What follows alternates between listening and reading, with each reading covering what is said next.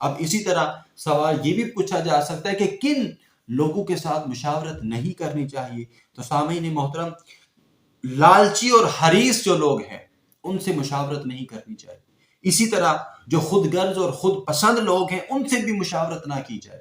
جو لالچی، بخیل اور ڈرپوک افراد ہیں ان سے بھی مشاورت نہ کی جائے. کیوں کہ جو شخص سخی نہ ہوگا، بخل کرتا ہوگا، بخیل ہوگا، سخاوت کا پیکر نہ ہوگا، اگر اس سے آپ مشاورت کریں گے تو وہ آپ کو مال محفوظ رکھنے کی، مال و دولت کی محبت میں اور ہرس میں آپ کو مبتلا کر سکتا ہے، مبتلا ہونے کا مشورہ دے سکتا ہے. اسی طرح جو بزدل ہے اس سے مشاورت اس لیے نہ کی جائے چونکہ وہ آپ کو میدان جنگ میں بہادری کے مقام پر، جہاں پر شجاعت کا اظہار کرنا ہے، قوت اور بہادری کا مظاہرہ کرنا ہے، وہاں پر بزدلی کا مشورہ دے گا.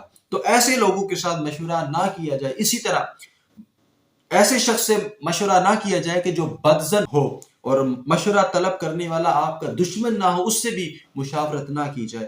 اور اسی طرح مشاورت جو ہے وہ متکبر، بے پرواہ شخص سے نہ کی جائے. کیوں؟ کیونکہ یہ آپ کو غلط مشورہ دے گی.